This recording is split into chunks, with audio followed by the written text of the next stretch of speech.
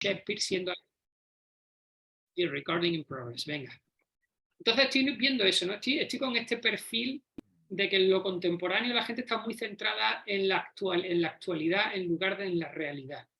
Que a mí me parece que es una distinción que hay que poner sobre la mesa cuando se habla de profundizar en algo, ¿no? Y es que lo actual lleva mucha mirada atencional del estudio y lo real, que es lo que se sostiene en el tiempo, ha pasado de moda. Entonces los libros que se van consumiendo aquí están todos dentro de ese proceso de actualidad, pero no dentro del proceso de realidad. En fin, no voy a dar la perorata, porque además son reflexiones que me vienen sobre el momento, pero si queréis luego Bien, podemos... bienvenidas, de eso se trata. Bueno, pues si les parece, vamos a empezar. Son las 11:15, muchas gracias a todos. Les queremos pues dar la bienvenida y agradecer sobre todo que se hayan conectado con nosotros el día de hoy. A nombre del área académica de posgrados del Departamento de Comunicación de la Ibero Ciudad de México, les damos la bienvenida a nombre del doctorado en comunicación y de la maestría en comunicación para empezar esta actividad académica con el profesor José Carlos Ruiz, que nos acompaña muy amablemente. Muchas gracias, José Carlos. Buenas tardes, buenas noches por allá. Bueno, aquí buenas tardes todavía, son las 7:15 de la tarde, de aquí a 2 horitas ya, sí es verdad que anochecerá. Buenas tardes allí y, bueno, y que tengáis buena sobremesa. Gracias por la invitación, ya sabéis que estoy muy agradecido de poder colaborar y tengo ya ganas de hacerlo en persona, es decir, de tener lo que yo llamo vivencia en lugar de esta experiencia mediatizada donde la pantalla nos separa, pero estoy seguro que en poco lo solucionaremos. Que si en unos meses ojalá nos puedas acompañar por acá para platicar con todos. Hay varias personas que se anotaron para seguir esta serie de 3 pláticas contigo acerca del libro Filosofía ante el desánimo, pensamiento crítico para construir una personalidad sólida. Y bueno, la dinámica de estas 3 charlas o pláticas, diálogos, será, bueno, empezar con una pequeña introducción de los profesores que invitamos para que revisaran el libro, hicieran algunos comentarios. Después cederle la palabra al autor, a José Carlos Ruiz, que justamente en este momento lo vamos a presentar. José Carlos Ruiz, el doctor José Carlos Ruiz, es profesor en la Universidad de Córdoba. Él terminó sus estudios de filosofía en la Universidad de Sorbona, en París. Se doctoró en filosofía contemporánea. Él se ha especializado en pensamiento crítico y su aplicación en los diferentes procesos formativos. Y ese es un punto muy importante, creo, para cualquier nivel académico, el tema del pensamiento crítico. Y creo que será muy interesante en estas 3 sesiones conocer su punto de vista sobre esta perspectiva. Las investigaciones del doctor José Carlos Ruiz se centran en la filosofía de la cultura, el análisis de la sociedad hipermoderna y la aproximación de la filosofía a lo cotidiano. Es autor de textos como El arte de pensar, que se publicó en 2018, con más de 30,000 ejemplares vendidos, de Platón a Batman, un manual para educar con sabiduría y valores, del 2017, El arte de pensar para niños, del 2019, Filosofía ante el desánimo, que este libro es del 2021. Colabora como asesor filosófico en diferentes medios de comunicación y en la cadena SER, en la sección semanal de Más Platón y Menos WhatsApp. Pues muchas gracias, José Carlos, nuevamente a todas las personas. Vamos ahora a cederle la palabra al maestro Carlos Mario Castro. Él es profesor del Departamento de Letras de asignatura y también ha colaborado aquí en el Departamento de Comunicación. Le vamos a ceder la palabra para que haga una pequeña introducción. Adelante. Muchas gracias y muchas gracias también a José Carlos Ruiz por acompañarnos. Yo creo que su presencia en esta universidad es muy importante en el contexto de la Universidad Iberoamericana de rescatar otra vez la voz de las humanidades a través de la filosofía. Y creo en ese sentido que pues su trabajo de José Carlos Ruiz viene a sumar a esa iniciativa de poner en el centro otra vez en la plaza pública del diálogo estos temas de la filosofía de los que él se ocupa. Aquí yo quiero recordar, para dar una introducción a La filosofía ante el desánimo, de José Carlos Ruiz, que en el siglo XII, un tal Hugo de San Víctor estableció en el Didascalicon, así se llamaba ese libro, quizás el primero de teoría y arte de la lectura que se escribió en Occidente. Ahí decía que hay diversas clases de autores. En primer lugar, decía él, los verdaderos autores, es decir, las autoridades como Platón, Aristóteles, Agustín, Heidegger, Hannah Arendt, quizás, que son realmente semillas. Y luego, decía, seguían los que son intérpretes. Y finalmente, los comentaristas, quienes serían hoy probablemente los que se dedican a la traducción. Un oficio de autor que parece modesto, pero que no lo es.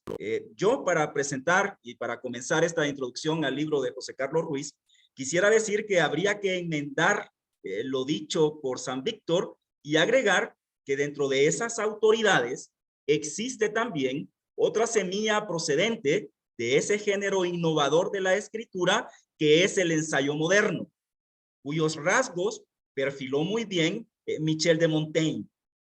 En el contexto o en el ocaso triste y sangriento del Renacimiento. Así como José Carlos en este tiempo, en este momento, aquel francés, ahora universal, escribió lo que bautizó como ensayos, como un ejercicio interior para resistir al desánimo de su tiempo y comprender los problemas de aquel mundo renacentista que se diluía y que se eclipsaba. En esa dirección, me parece a mí, filosofía ante el desánimo que estamos presentando de José Carlos Ruiz sigue de una manera muy auténtica la huella del libro de Montaigne, al poner los grandes problemas de nuestro tiempo bajo la mirada de la filosofía y su pensamiento y reflexión críticas. Lo anterior para que, como el fundador del ensayo moderno, también nosotros hagamos un alto en el camino, que eso aparece en el texto. Nos preguntemos quiénes somos y cuáles son las dificultades y desconciertos que hoy nos sacuden con respecto al amor, la amistad y otros temas de la cotidianidad en este contexto turbulento y acelerado que vivimos de Internet y sus redes sociales digitales. En ese sentido, pues la obra de José Carlos, La filosofía ante el desánimo, pues quiere ser una compañía que nos pueda ayudar en su conversación a pensar y reflexionar mejor qué es lo que está pasando en el mundo de hoy. Muy bien, Carlos, muchas gracias. Ahora te cedemos la palabra, José Carlos, para que tú puedas platicarnos del contenido del libro, la historia del libro, su objetivo, su razón de ser. Bueno, pues en primer lugar, dar las gracias a Carlos, que siempre tiene palabras muy amables a mi trabajo. Carlos Mario, muchas gracias, de verdad. La última vez que hablaste de mi obra me hiciste pensar que era mejor analista del que soy, así es que es un poco una sensación cuando hablan de ti desde fuera y de lo que has trabajado, cuando lo hacen desde el cariño, desde el afecto y desde el intelecto, me abruma y me siento en deuda con el análisis que después tengo que hacer, ¿no?, para alcanzar ese nivel que parece que me otorgáis. Voy a hablar de la génesis, voy a hablar de algunas cuestiones que habéis hablado ahora mismo que me parecen curiosas, como por ejemplo el tema del pensamiento crítico. Llevo ya 10 años trabajando ese concepto. Un concepto que me obsesiona desde que, y he de decirlo a nivel biográfico, desde que soy padre. Es decir, yo antes tenía cierta preocupación por el devenir de la filosofía a nivel temático, por las cuestiones más filosóficas clásicas, no leía muchísimo, bueno, he leído toda la obra de Platón, había leído Aristóteles, me interesaba mucho, soy un apasionado brutal de Kant, a mí Immanuel Kant me parece el gran filósofo, como a muchísima gente que se dedica a esto, pero nació mi hijo hace ahora 18 años justo, y a medida que iba creciendo empecé a preocuparme mucho por cómo configurar una identidad con un nivel de estabilidad no solamente emocional, sino también eidética, es decir, que pudiera empezar a interiorizar la idea con un aparato crítico que partiera de la realidad de su vida y que fuera selectivo. Entonces, tengo la fortuna en casa de que mi pareja, mi mujer, es maestra de educación infantil y primaria, y yo he pasado 20 años de mi vida dando clase en institutos privados y públicos. Es decir, yo di clase 2 años en un instituto privado de secundaria, cuando tenía 23 años. A los 25 me fui a la educación pública porque saqué la plaza de profesor del Estado aquí en España. Estuve 18 años dando clases por un montón de centros educativos de mi tierra, que es bastante grande, Andalucía. Y bueno, he dicho bastante grande y estamos hablando de México, que a vosotros parecerá ridículo. Pero aquí, creedme que es un sitio donde las distancias en coche de un sitio a otro pueden ser 6 o 7 horas, dependiendo de dónde te toque, ¿no? En Andalucía nada más. Bueno, pues después de recorrer muchos de esos sitios, de conocer muchos perfiles de alumnado, muchos perfiles de poblaciones muy pobres donde estuve dando clases y fui directivo, poblaciones muy ricas, como la última en la que estuve, donde eran niños que, aunque estaban en institutos públicos, tenían recursos económicos buenos. Me iba empezando a preocupar mucho que lo contemporáneo estaba afectando la variación de la identidad, especialmente en los últimos 6 o 7 años antes de que yo abandonara, porque yo conjugaba el instituto, es decir, la secundaria con la universidad. Por la mañana daba clase en el instituto, por las tardes daba clase en la universidad. Hace ya 6 años he abandonado la secundaria porque no podía compaginar las dos cosas y ahora mismo soy docente a tiempo completo en la universidad, pero todo ese tiempo, que además fui padre, vi un cambio en los procesos de configuración de la identidad que hicieron que virase mi foco de los perfiles exclusivamente filosóficos y líneas temáticas de la filosofía hacia algo más genérico, que es el pensamiento crítico. Y ese pensamiento crítico, lo ha dicho muy bien Carlos, es esencial en esa configuración, no solamente de la filosofía, sino del pensamiento, que me parece que es la gran deuda pendiente que tenemos.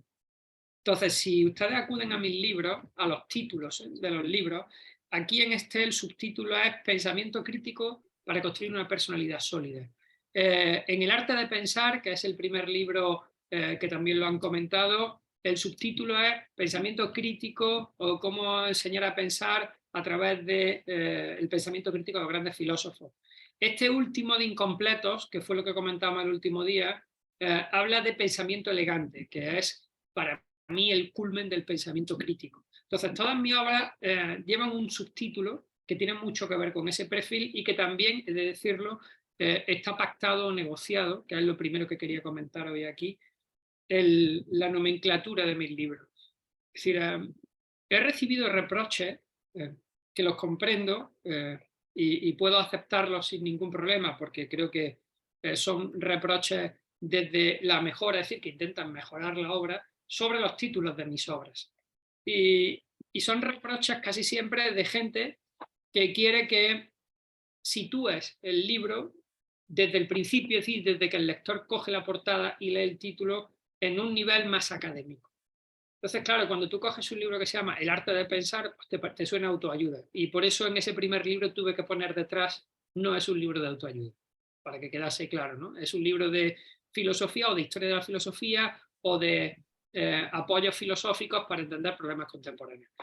Cuando escribí este libro, Filosofía ante el desánimo, recuerdo que tuvimos una discusión muy grande con las editoras, sobre todo con Planeta, porque querían un título que fuese relativamente atractivo. Yo no tenía claro el título. Yo los títulos los elijo al final, cuando he terminado el proceso de creación, cuando he terminado más o menos la línea que ha estructurado el libro. Yo en este libro sí tenía muy claro que quería hablar de la estructuración de la identidad. Es decir, quería hablar de cómo la identidad en el siglo XXI encuentra nuevas maneras de configurarse que no tienen nada que ver con la consolidación identitaria de hace 30, 40, 50 años, antes de que la globalización de la pantalla empezara a configurar esta identidad. Entonces yo creo que hay un cambio importante en la omnipantalla, como diría Gilles Lipovetsky, ¿no? Es decir, la entrada de la omnipantalla en lo cotidiano ha empezado en menos de 12 o 13 años, porque si mal no recuerdo el ensayo de Gilles Lipovetsky sobre la omnipantalla creo que era en el 2010, creo.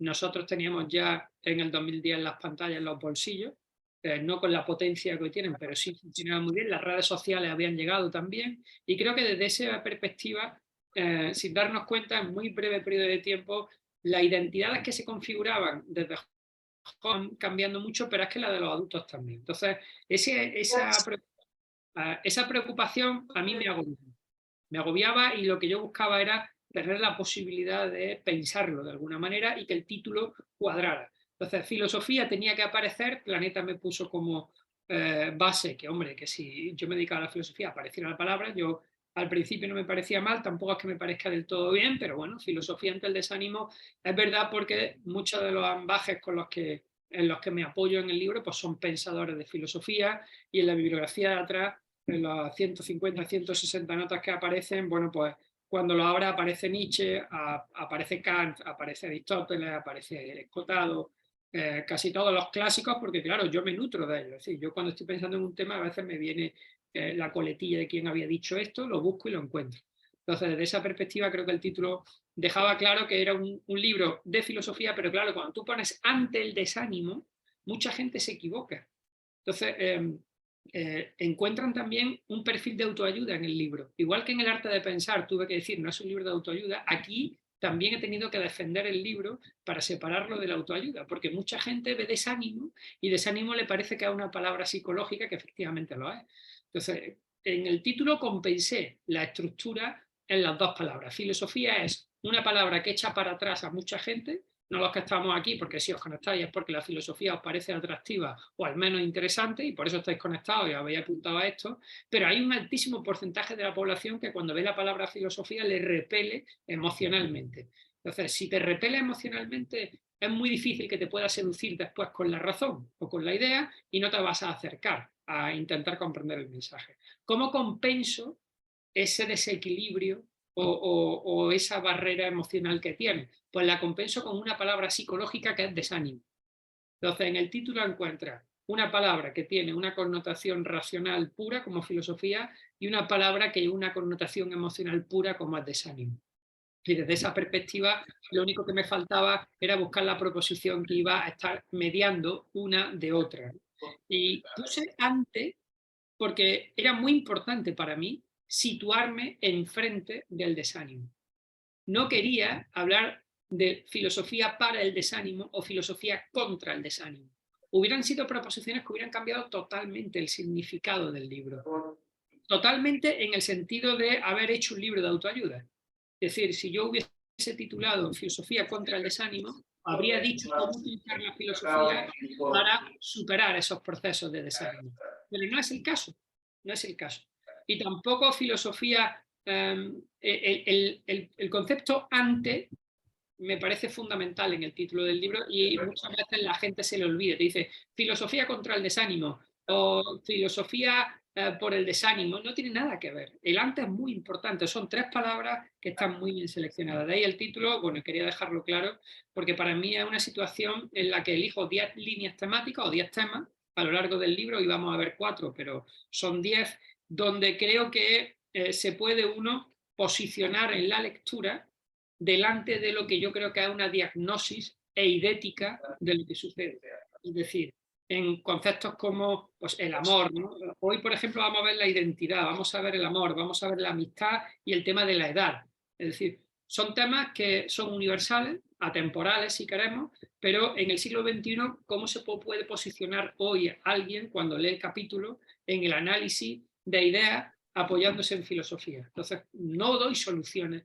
Mis libros no son libros de soluciones, son libros donde yo hago una diagnosis desde una percepción exclusivamente subjetiva, apoyándome en los bastones intelectuales de otras personas que me dan esas herramientas para poder configurar esa idea. Entonces, desde ese punto de vista sí quiero dejar claro que me separo muchísimo del género de la autoayuda, no porque tenga también algo en contra de ella, no tengo absolutamente nada. De hecho, una de las cosas que digo en algún que otro libro, que ahora no recuerdo cuál era que la psicología se ha apoderado del terreno de juego de la filosofía en los últimos 30 años. Es decir, la filosofía ha abandonado, esto creo que lo digo al final del libro de Incompleto, es decir, creo que las últimas páginas las dedico a decir que la filosofía ha abandonado un terreno de juego que en la época clásica tenía, como por ejemplo el estudio de la felicidad, que todos los filósofos en la época clásica habían analizado y escrito sobre la felicidad, ¿no? Y resulta que si te vas a los libros de filosofía publicados en los últimos 30 o 40 años apenas hay libros de filosofía o de filósofos que hagan un análisis de la felicidad en profundidad, apenas hay unos pocos, pero no, y cuando lo hacen se venden como ensayos ligeros, se venden como divertimentos intelectuales, ¿no? Y hemos dejado ese campo, ese terreno de juego a la psicología, que ha visto que utilizando filosofía, y yo les reto a que ustedes lean autoayuda, yo he leído bastante porque para investigar pues me van mandando un montón de libros para ver si los publicito en redes y me los voy viendo por encima, pero cuando te vas a la psicología descubras que en la autoayuda un 70% son citas de filósofos, empezando por Séneca y por los estoicos. Es decir, está preñada toda la psicología de autoayuda, ha cogido nuestro terreno de juego, se ha apoderado de él y ha convertido la psicología en una extensión filosófica separada, donde ellos se han convertido en hegemónicos. Entonces, bueno, me parece que nosotros hay mucho que decir, y por eso cuando titulo Desánimo, aunque parezca autoayuda, lo que estoy intentando, y lo he dicho en alguna otra ocasión, es robarle lectores a la autoayuda. Es decir, mi intención en alguna ocasión es, mire usted lee autoayuda, entendemos que son genéricos y recetarios que le pueden ayudar o no si usted es capaz de cumplirlos, pero al menos véngase usted a estos libros y entienda la diagnosis.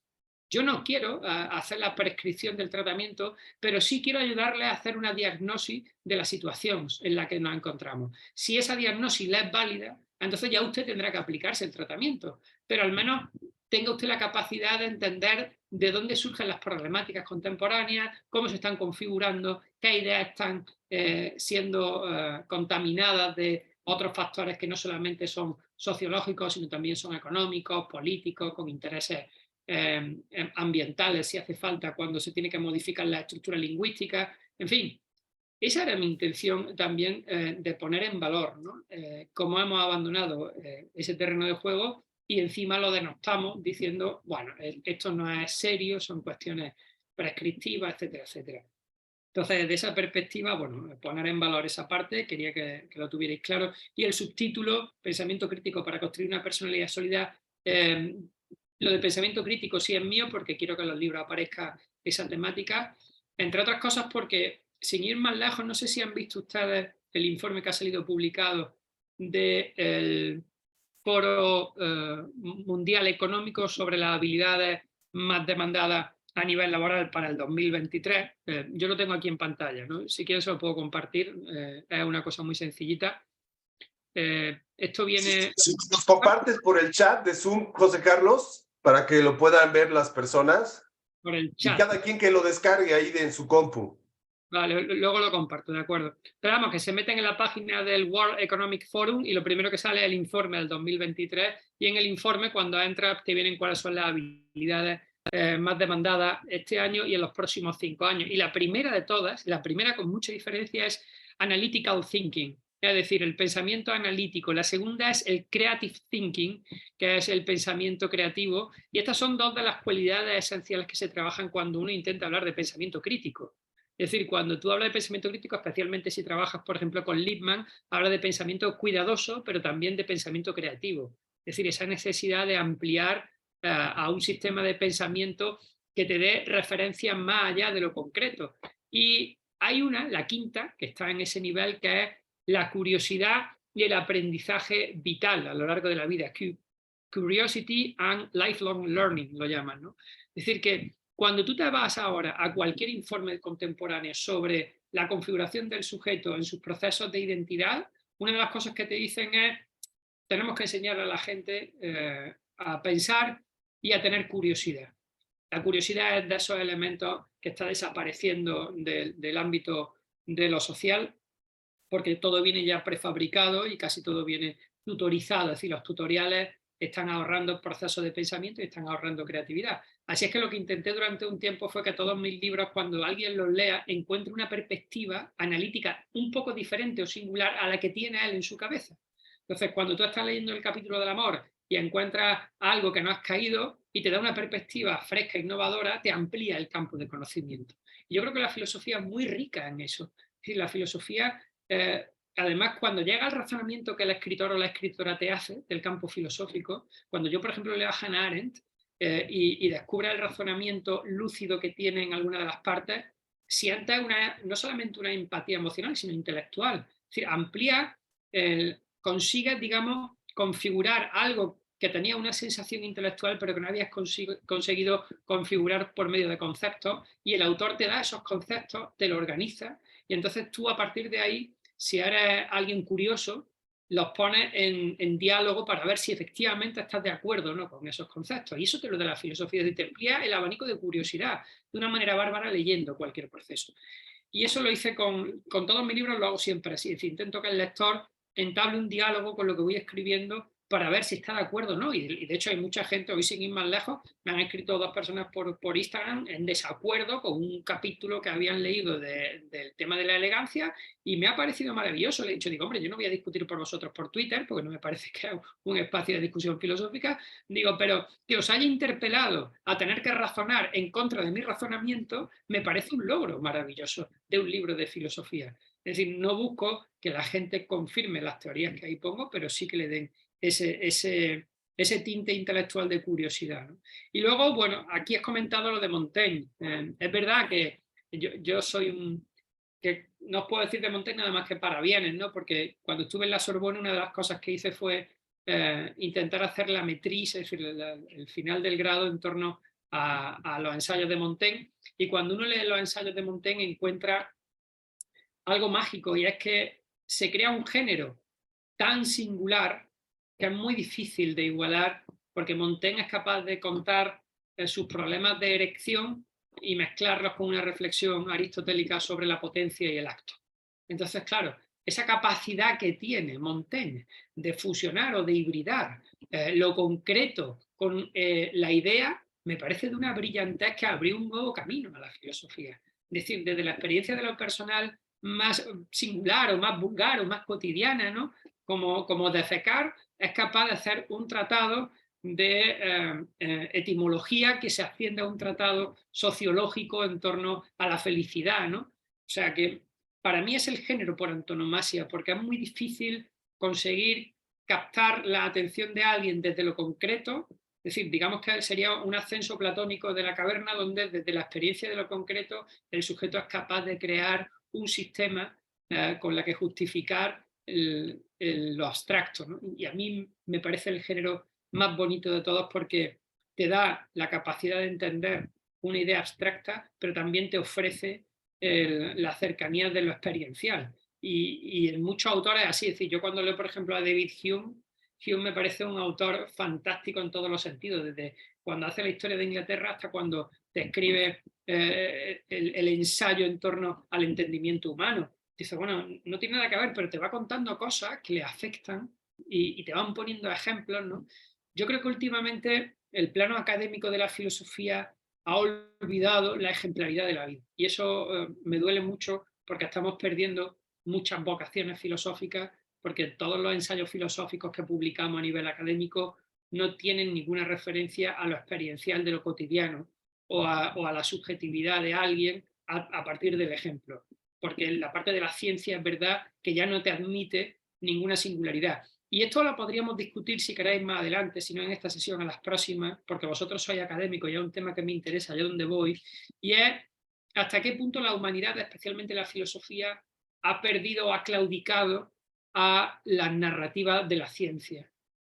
Es decir, si la filosofía es una base humanística que tiene que ver con la subjetividad humana, de lo humano, de la humanidad, ¿por qué tenemos que andar con demostraciones casi científicas que vayan asimilándose a los artículos de la ciencia pura, como pueden ser artículos de ingeniería o de matemáticas, ¿no?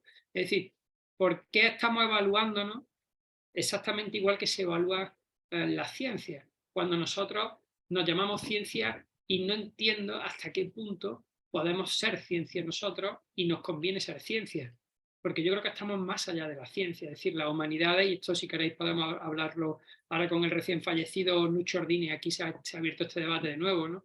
Es decir, la inutilidad de lo inútil, bueno, de Ordine, ¿no?, del profesor Ordine, pero no solamente eso, sino el conocimiento por el conocimiento, el amor al conocimiento que nosotros tenemos en filosofía no se puede justificar con una argumentación científica, tú puedes decir lo que dijo Aristóteles y lo puedes poner a discutir con Platón y puedes hacer un análisis de las dos cuestiones. Pero eso no quita que también tú puedas aportar una tercera opción desde una subjetividad que no pretendes que se universalice ni que se convierta en categoría, sino simplemente es una sumatoria a la experiencia de lo vital, ¿no? Y esto a nosotros nos está costando, por ejemplo, en el plano académico, nos está costando tener que adaptarnos a los criterios científicos que desde el plano del mundo de la economía y de la ingeniería se están imponiendo y se han llegado a la humanidad. Y estamos hablando de que un artículo maravilloso que puede salir en una revista Q3 te lo valoran muy mal si no está en la Q1, y a lo mejor el artículo tiene una aportación filosófica bárbara,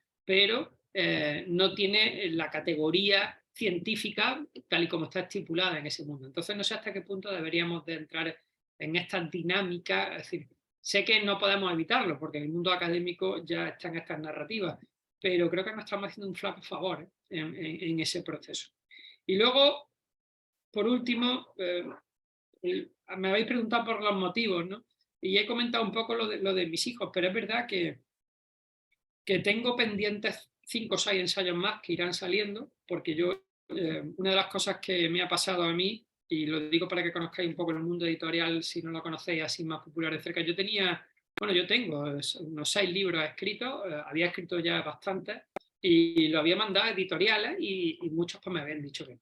Hasta que una editorial, El arte de pensar, me publicó primero De Platón a Batman, que era... De Platón a Batman es mi primer libro aquí más popular que hice al principio, porque era un ensayo de pedagogía y de filosofía de la educación, que una editorial me dijo, mira, esto es mucho, no podemos hacer esto, pero sacan unos capítulos de filosofía de educación y darle un tono con superhéroes. Total, que hice un experimento que, por cierto, me puse a investigar los superhéroes y créanme que hay muchas filosofías dentro de la creación del mito del superhéroe, ¿no? Tiene mucho que ver con la mitología, ¿no? Y a partir de ahí, las editoriales empezaron a aceptarme muchos libros que yo ya había escrito. Estos de ahora no, estos de ahora son libros contemporáneos, como han visto, ¿no? Pero irán saliendo libros que tienen mucho que ver con la configuración de la filosofía como ese género que ayuda en la construcción de la identidad. Es decir, me interesa mucho a nivel personal que los procesos de escritura que yo hago tengan una correlación en la interpelación de la identidad del sujeto y no en la comprensión del mundo exclusivamente. Es decir, la filosofía en muchas ocasiones ha intentado dar esa comprensión del mundo analítica en todos los sectores, pero si tú te vas a Kant y centras la filosofía kantiana en cómo se configura, Kant hace una gran pregunta, y es ¿qué es el hombre? Para Kant es la gran pregunta, es decir, ¿cómo configuramos al sujeto desde el punto de vista del conocimiento, desde el punto de vista de la ética y desde el punto de vista de la metafísica? Cuando yo escribo el libro, lo que intento es que el que lee pueda tener la interpelación personal para ver si de verdad lo que está leyendo tiene una identidad modificable en sí o con beneficio de modificación, o por el contrario está muy alejado de lo que está leyendo y tiene otra teoría que le va a poner a discutir, ¿no? Pero que le ayude al menos a tener que pensar en cómo se ha configurado su identidad. Por eso cuando te lees Filosofía ante el desánimo o te lees Incompleto, lo que vas a encontrar siempre es una interpelación a la realidad que circunda lo contemporáneo, ¿no? Y desde esa perspectiva, no sé si al final lo he conseguido o no, pero todo mi objetivo pasa por ahí, ¿no? No tengo, a veces me han dicho, es que, hombre, divulgas muy bien y tienes, todo esto está bien, ¿no? Pero lo de divulgar bien para mí no es un mérito porque me he pasado explicando filosofía a chavales de 14 años, 20 años, entonces cuando tú explicas filosofía a un adolescente que no tiene vocabulario y le tienes que explicar qué es el noúmeno de Kant, o eres capaz de traducírselo a un lenguaje que ellos lo entiendan, o no sabrán qué será el noúmeno kantiano en su vida, ¿no? Es decir, la cosa en sí de Kant se lo tienes que aterrizar con ejemplos. Y esto a mí me ha facilitado que, que ahora cuando me llama alguien para explicarle el noúmeno kantiano, pues se lo explico con mucha facilidad asociándolo a su cotidianidad. O cuando explico el concepto de trabajo en el arte de pensar y me voy al mito de Hefesto, utilizo la mitología como una narrativa metafórica para que el sujeto entienda muy bien cómo el trabajo se ha configurado como una herramienta de identidad, ¿no? Entonces, desde esa perspectiva, para mí la divulgación no es lo más importante, aunque sí he de decir que lo que más me cuesta de todos mis libros, con diferencia, es el estilo, con mucha diferencia. Es decir, las temáticas las tengo claras, pero cuando termino de escribir el libro, luego me paso 4 meses, línea a línea, adjetivo a adjetivo, verbo a verbo, puliendo para que el lector neófito o el lector aficionado a la filosofía, cuando se acerque, encuentre un estilo narrativo que sea como mínimo bonito, como mínimo, y en segundo lugar comprensible. Este libro, Filosofía del Desarrollo, para mí es un libro comprensible en la lectura, pero intento que sean frases que tengan cierta elegancia estética, es decir, cuido mucho el estilo y por eso me cuesta horrores y lo odio estar 4 meses yendo línea a línea a intentar perfilar ese estilo. En fin, no sé cómo voy de tiempo, si voy bien yo ya me paro aquí. Muy bien, vamos perfectos. No sé cómo se sientan los demás allá. ¿Quieren hacer un pequeño receso o nos vamos? Hoy terminamos a la 1. A ver, don Alejandro, ¿usted qué dice? Por mi parte está bien, o sea, no podemos seguir. Perfecto, muchas gracias. ¿Estamos de acuerdo? Entonces, ¿seguimos para no hacer receso? Como queráis, yo no tengo problema, ¿eh? Sí. Muy bien. Pues entonces vamos ahora a empezar el diálogo, si te parece, Carlitos, Vale. sobre los diferentes capítulos del libro. Así que tienes la palabra y más o menos calculemos dedicarle a cada capítulo 15 minutos, si te parece, en el diálogo contigo y con José Carlos Ruiz. Sí, bueno, yo quisiera arrancar un poco el diálogo porque creo que hay un detalle, una sutileza que se escapa en lo que presentaba José Carlos sobre un poco el proyecto de toda esta filosofía para lectores no filósofos, y es el concepto mismo de cómo comprendes tú el pensar, porque recuerdo todavía la semana pasada con un amigo que estudia bueno, que es filósofo y da clases acá, y estaba una matemática presente, nosotros tratábamos de argumentar de que pensar no solamente es la razón, sino que en esta vertiente que tú bien, bien ubicabas en el arte de pensar, rescatando de hecho a Spinoza, pensar también es sentir, ¿no? Entonces ella decía, pero bueno, pero como es matemática, nosotros le dijimos, de hecho, la matemática es un ejercicio de sensibilidad, es decir, la matemática es intuición, se acuesta más del lado probablemente del sentir que del razonar como nosotros lo comprendemos. Además de que el razonar también tiene sus trampas que de pronto de una manera intuitiva la matemática puede enmendar o puede corregir. Igual la razón puede enmendar, ayudar a las trampas, o mejor dicho, el pensar, ayudar a inventar las trampas del sentir. Entonces ella estaba como muy descolocada porque decía, no es que la matemática es razón pura, es decir, no es intuición, ¿no? Pero bueno, otra cuestión que había escandalizado en este sentido, por ejemplo, a físicos, fue una declaración de Richard Feynman, que también tenía una vertiente muy divulgativa de la física, muy juguetona de la física, donde él decía que la física tampoco era de la razón totalmente, que más bien la física también se acostaba o se daba su acostón con el arte, porque en el arte, decía, tratamos nosotros de imaginar algo que no existe. Y la física, dice, en ese sentido, es un ejercicio de imaginación, porque trata precisamente de ver algo que nadie más ve, pero que tiene que ser, en ese sentido, guardar las proporciones con todo el tema de realidad y demás. Entonces, a mí me gustaría que tú pudieras explicitar mejor cuál es la comprensión que atraviesa, digamos, todos estos libros sobre lo que significa pensar. Estupendo, Carlos. Pues te agradezco la oportunidad de aclarar esto porque efectivamente lo dije en mi primera obra en el arte de pensar y lo sostengo todo el rato. No se puede pensar sin sentimiento o sin emoción. Es decir, para mí el pensamiento es la suma de razón más emoción. Y incluso si me apuras te diría que ya me ha dado la razón la neurobiología. Es decir, cuando la neurona está extendida en interconexión con todo el cuerpo. Entonces, la sensibilidad configura también la activación neuronal si hablamos de algo exclusivamente científico que a mí me interesa un poco menos porque no puede prescribir el contenido, sino la forma, y por eso la ciencia.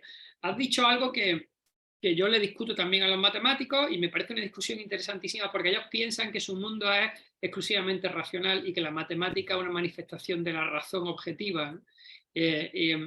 Yo les digo que hay una parte que le puedo comprar en el razonamiento que se llama la lógica, ¿no? Que en filosofía estudiamos durante 2 o 3 años, que son razonamientos abstractos donde tú tienes consecuentes y de una manera muy básica tú puedes estructurar el pensamiento a través de fórmulas lógicas, pero la lógica no tiene el contenido vital. La matemática empieza por una abstracción de lo real, es decir, está inevitablemente unida a la realidad, porque de hecho los primeros ejercicios matemáticos que el ser humano hace tienen que ver con su interacción con la realidad. Y me explico. Cuando nosotros enseñamos a un niño a sumar, nosotros no le enseñamos los números. Lo que le enseñamos son cosas y su interacción con las cosas, es decir, cómo la sensibilidad entiende su realidad. Le decimos, imagínate que tienes, pues, no sé, una tarta y tienes 6 amigos y la tarta la divides en 10 partes y quieres que todos los amigos se coman una. ¿Cuántas partes te sobran de la tarta? Pero el niño tiene que ver la tarta, tiene que ver los trozos y tiene que ver a sus amigos. Es decir, para entender qué es la división, tiene que primero que partir de conocer la realidad a través de la sensibilidad de esa realidad. Porque una vez que conoce la interacción en su mundo a través de la sensibilidad, entonces podrá llegar a alcanzar la idea del número y la idea de la división, que en el fondo son abstracciones de los procesos de sensibilidad. O sea que la matemática precisa de una intuición sensible y, si me apuran, ni siquiera de la intuición, sino de una primera experiencia de sensibilidad. Y luego también tiene artículos de fe, como digo yo. Cuando tú comienzas a hablar del infinito en matemáticas y te dicen infinito más 1 o tiende hacia el infinito, están utilizando categorías que nosotros necesitamos entender desde la sensibilidad, porque exclusivamente con la razón no podríamos. Es decir, nuestra razón tiene un proceso de limitación a nivel conceptual que no puede comprender, como por ejemplo la idea de infinito. Nosotros creemos que entendemos el infinito, pero claro, si nos vamos a Descartes te diría, ¿cómo puede ser que un ser finito que nunca ha experimentado el infinito diga que sabe lo que es el infinito? No puedes saberlo. Puedes tener una intuición que tiene mucho que ver con una frase que a mí me gusta mucho decir y es, me he cansado de contar. ¿Qué es el infinito? Pues que me he cansado de contar y ya utilizo un concepto, un término para que se entienda, ¿no?, ese proceso. Entonces, cuando se habla de pensamiento, no se puede disociar en el sujeto la parte más emocional o la parte sensorial, en este caso la parte que tiene que ver con la experiencia vital, con la vivencia. Porque si lo separas, estás quitándole al concepto, le estás vaciando de contenido. Kant habla de una manera muy bonita de las categorías y de la sensibilidad. Y hace una fusión en su crítica de la razón pura, dice algo que me parece muy interesante para entender cómo pensamos. Dice, las categorías sin la información sensorial están vacías. Y la información sensorial sin las categorías no se entenderían, estarían desorientadas. Luego, en los procesos de conocimiento, Kant dice que tenemos que fusionar de alguna manera en el origen. Además, cuando Kant dice Hume me despertó del sueño dogmático, lo que Kant está diciendo es, yo era racionalista, yo estaba convencido de que la razón era el eje del pensamiento, pero lea a David Hume y descubre que la sensibilidad, la experiencia en el sujeto, le da una información sin la cual no va a poder entender el mundo. Y entonces él, cuando configura su crítica de razón pura, entiende que el sujeto es hegemónico en su conocimiento, pero que precisa de la sensibilidad, de los órganos sensoriales, de esa intuición emocional, y después también precisa de un aparato categórico donde introducir toda esa sensibilidad para ordenarla y en esa orden comprender. Pero esa fusión para mí es esencial. Luego, en el pensamiento el sujeto tiene que estar atento a esos dos procesos, porque no podemos obviar, hablar del cientificismo, no este loco donde solamente si me lo demuestras de una manera numérica o a través de porcentajes te puedo aceptar que tu pensamiento está bien argumentado. No, el ser humano, además, hemos hablado antes de él, ¿no?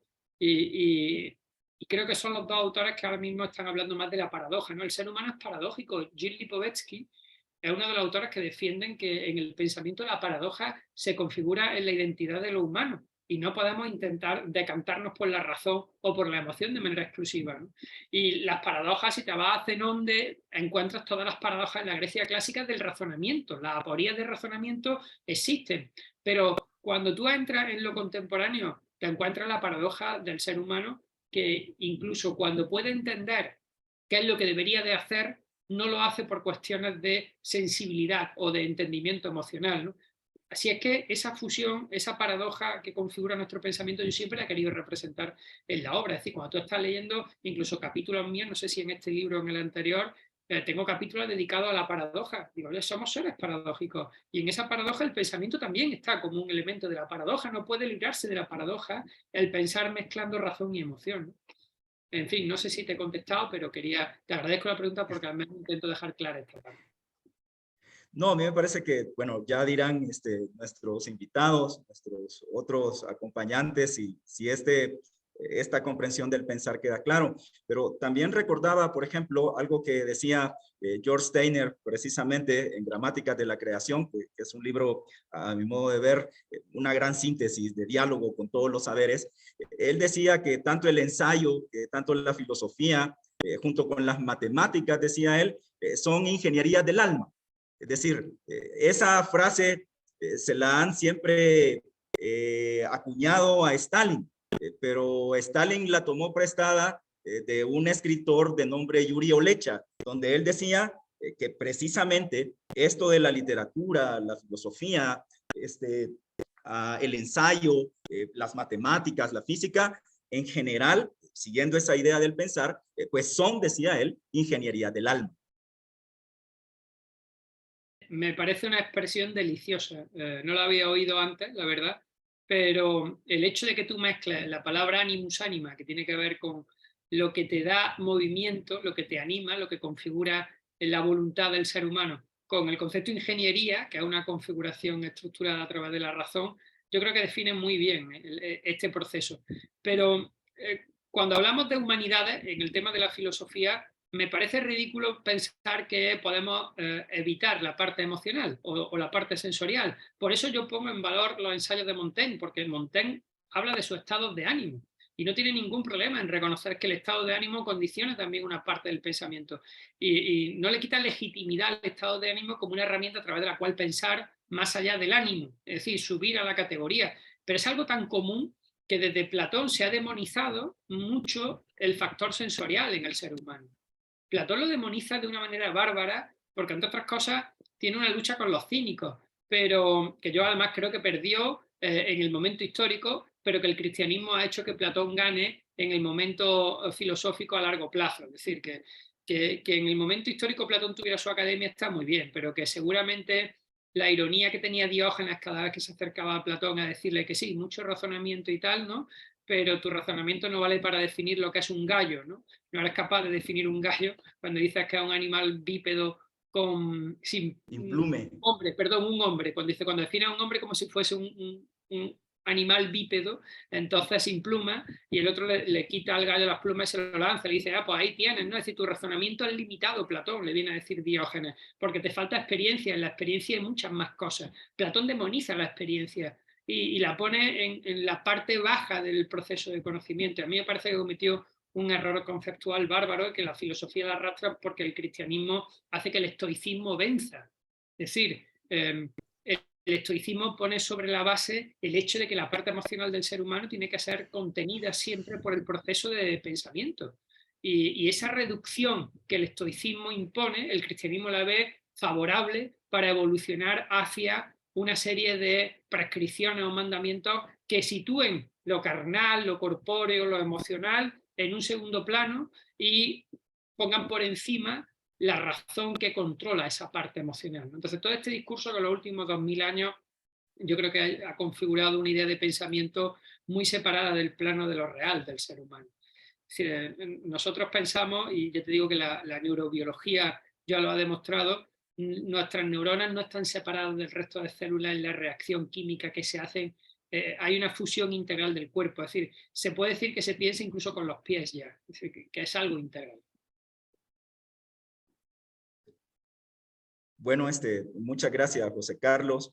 Y yo hacía una pequeña introducción al comentario o a este diálogo más temático que básicamente en el libro arranca con el problema de la identidad, sigue con el problema del amor, la amistad y finalmente la edad. Creo que en ese sentido, pues te inspiraste también un poco temáticamente en Montaigne, porque Montaigne también se ocupa de ese tipo, dice él en su prólogo, de trivialidades que quizás a nadie le importan. Es decir, o al mundo así más serio de la academia no le importan, pero que pues son esenciales para poder caminar, para poder pensar estos problemas más cotidianos. En ese sentido, para tratar como de amarrar estos 4 primeros capítulos del libro y poner más o menos el contexto desde donde se están observando. Yo quisiera decir que hace muchos años un sociólogo, Niklas Luhmann se llama, señaló ante la emergencia de los medios electrónicos de comunicación, ahí por 1998, que en ese momento, Internet y todo lo demás, decía, en ese momento no pueden, dice él, estimarse las consecuencias de estos medios.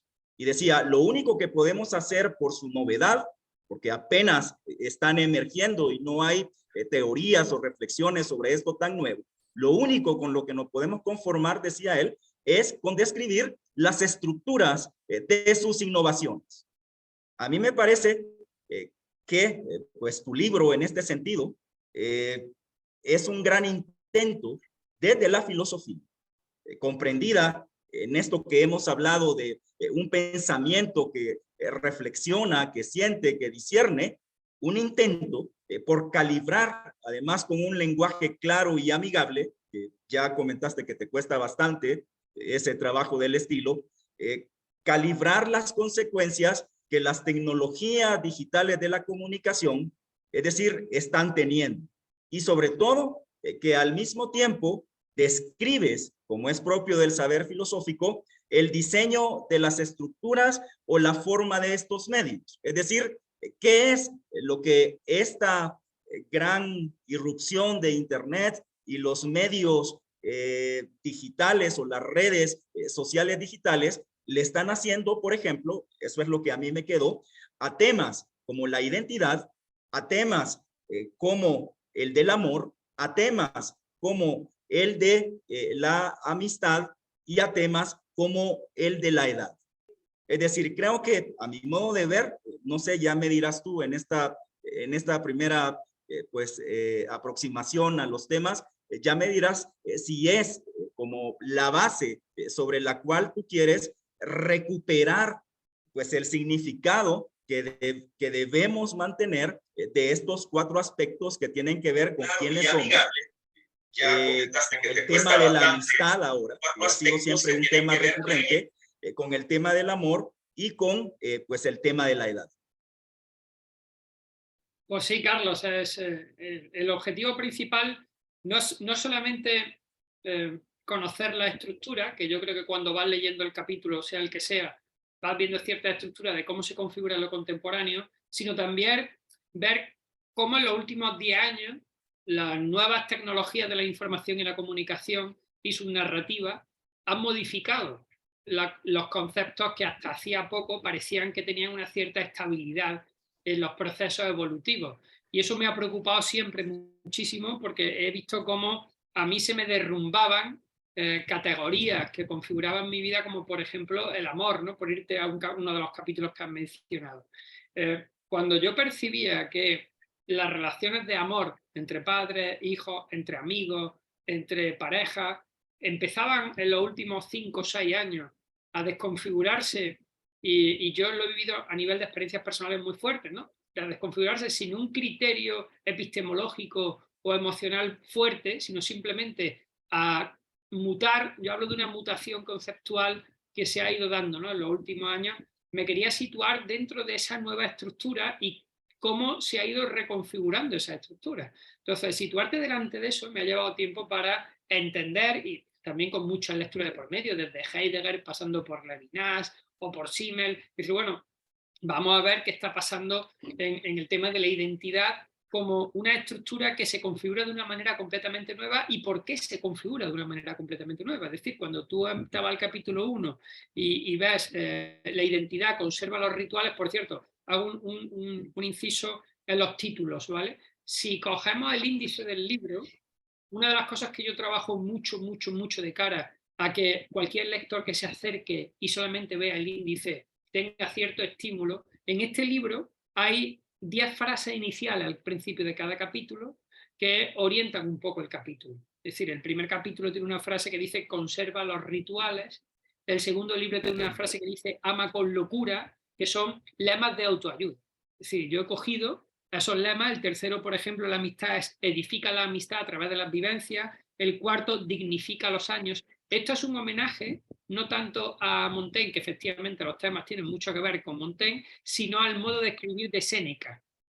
Séneca, cuando tú lees las cartas a Lucilio o cuando lees cómo él intenta dar consejos a otras personas, una de las cosas que hace es que titula de una manera muy bonita al principio cada pequeña cartita o cada pequeño capitulito. Y dijo, bueno, pues voy a hacer un pequeño homenaje a mi compatriota, a Séneca, aquí cordobés, que nació en la tierra en la que yo estoy, de la que yo soy, y vamos a darle titulito, de manera que, por ejemplo, el capítulo del entretenimiento comienza con una frase que dice, reconoce la riqueza de lo real. O sea, son consejos prescriptivos. Realmente, que luego no autoayuda, pero sí tiene la forma, ¿no?, de decir, voy a imbricar al lector dentro de una solución. Es decir, si tú te lees los 10 frases nada más sueltas, tienes un modo de actuar que luego no tiene nada que ver con el capítulo, pero sí te orienta, te sitúa dentro de lo que vamos a hacer. Entonces, esa estructura para mí es importante porque estamos cambiando las narrativas. Es decir, sí quería hacer una diagnosis de las narrativas, cómo cambian a través de la influencia de muchas de las cuestiones de lo contemporáneo, sobre el nuevo sentido temporal, sobre el final de los rituales, sobre la variación de las conductas de placer y de deseo. Y cuando te configuras en esa estructura nueva que yo presento, puede que te veas reflejado. Yo creo que, y esta es mi experiencia como escritor, mucha gente me escribe con ese reflejo personal que han visto en el libro. Es decir, y si no con él, sí con alguien que conoce. Y si no con alguien que conoce, sí con una estructura social que intuyen que está pasando. Entonces, desde esa perspectiva, yo creo que facilito mucho los procesos analíticos a la persona que se acerca al libro. Se lo facilito porque narro la estructura desde la cercanía del ejemplo, porque además están configurados siempre con alguna ejemplaridad que te desglosa. ¿Bien? Puedes subir a otro. ¿Todo bien? Yo creo que en esa perspectiva es fácil de entender que la persona que lea el libro puede configurar su concepto identitario desde una estructura narrativa que le va a dar las claves para entender en algunas cuestiones si de verdad encaja en su concepción del mundo o le sirve para dialogar y debatir en contra de mi concepción del mundo. Entonces, en esa parte sí creo que tienes mucha razón, Carlos, y es que digamos que ahorro el análisis a aquel que no lo ha hecho, pero estimulo que tenga que analizar si quiere debatir con el libro, porque si no, si lo aceptas todo, te conviertes en un lecho de Procusto, donde vas leyendo algo y dices, pues sí, es verdad, esto funciona así, y sin embargo lo que yo quiero es interpelar a que me diga si en esa lectura tú encuentras que la estructura que yo configuro en un mundo tan variado y tan maravilloso como el que tenemos, e incluso con lectores de Latinoamérica que vivimos en continentes diferentes, sin embargo, empezamos a encontrar una homogeneización estructural que está condicionada por estas narrativas. Entonces, no deja de ser un mundo nuevo totalmente paradójico, ¿no? Yo pongo miles de ejemplos en torno a eso. Es decir, hace 20 años, mis alumnos, si los ponía en la Quinta Avenida de Nueva York, todo el mundo sabría que eran españoles y de Córdoba. Hoy, vaya donde vaya, cualquier parte del mundo, hombre, a excepción de los que sean rasgos asiáticos o afroamericanos, ¿no? Pero quitando eso, no hemos hibridado ya todos tanto que las señas de identidad están debilitándose en muchos sectores. Entonces, bueno, estos ensayos que yo hago tienen mucho que ver con la toma de conciencia de esto, es decir, con esa estructuración. Muchas gracias, José Carlos. Aquí yo, para más o menos abordar algunos de los tópicos que abordas, en volver otra vez a esta pregunta de Kant, de quiénes somos, de quién es el hombre en este momento, el de la identidad. Quería recordar que un muy entusiasmado Michel Serres, en unas pláticas precisamente sobre todo este tema de las computadoras, el Internet, probablemente quizás la incipiente inteligencia artificial. Él decía en esa plática, y lo decía hasta cierto punto con bastante humor, que si ya, decía él, que tú lo tocas ahí en el capítulo, si ya no tenemos que recordar, decía él, porque las máquinas, las computadoras, sus archivos, sus nubes, ya recuerdan por nosotros. Entonces, lo que nos queda es, decía, trabajar nada más la inteligencia. Es decir, ya no tenemos que recordar porque las máquinas recuerdan por nosotros. Entonces, lo que nos queda es la inteligencia. Pero el problema es que, un poco viendo lo de Michel Serres en ese momento, no fue el trabajo de la inteligencia o de la creatividad lo que pues ha venido a contagiarnos con este boom de las máquinas que recuerdan, sino todo lo contrario. Es decir, esta que tú bien señalabas, que aparece ahí, esta homogenización, dándonos una identidad prácticamente mundial, pero que no deja de ser una prótesis prestada de identidad, porque al final no somos nosotros.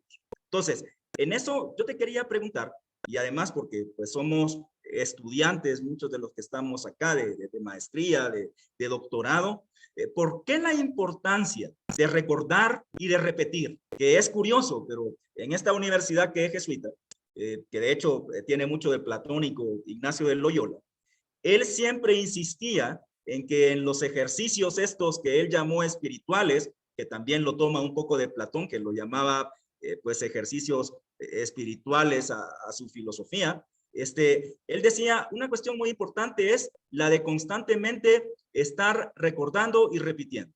La repetición es muy importante. Entonces, yo quiero confrontarte y decirte, bueno, si ya tenemos todas estas máquinas, estas nubes, si ya tenemos todas estas memorias artificiales que nos dispensan, que nos disculpan de recordar, ¿por qué seguir haciendo el esfuerzo por recordar y por repetir? Es una pregunta muy interesante que da para un debate amplísimo, ¿no? Y podríamos colaborar todos si queréis luego en el debate, pero la repetición es la base del aprendizaje. Es decir, para que algo quede asentado en los procesos de identidad, el sujeto necesita un proceso de repetición porque nosotros tenemos una tendencia al olvido por un ejercicio de comodidad intelectual. Entonces, lo que dice Michael Serres, que yo no lo conocía, que nos ocupásemos solo de la inteligencia, ya que la memoria está guardada en discos duros, la inteligencia requiere todo ese proceso de contenido asentado. Yo comienzo el capítulo 1 hablando de algo que me parece que es fundamental y que han coincidido pensadores como Byung-Chul Han o Lipovetsky en los últimos tiempos, que tiene que ver con los rituales. Un ritual es una repetición. Y estamos en una crisis de rituales que lo que ha generado es un proceso de desintegración de la identidad enraizada en la proximidad. Es decir, cuando la identidad estaba enraizada en lo próximo, lo hacía porque el ritual hincaba las raíces identitarias en un sitio, en un momento histórico, en un contexto determinado y bajo una circunstancia muy concreta. Entonces, el sujeto que dentro de un ritual se configura una identidad, cuando salía de ese círculo de proximidad donde se había configurado su ritual, su identidad tenía la tranquilidad de haber sido configurada bajo una proximidad, una cercanía que le iba a mantener unido en un hilo tenso a medida que se iba alejando de esa cercanía e iba incorporando nuevos elementos a la construcción identitaria que lo enriquecían siempre, y lo enriquecían, pero siempre con la tranquilidad de haber de construido una identidad en un relato repetido de dónde estaba.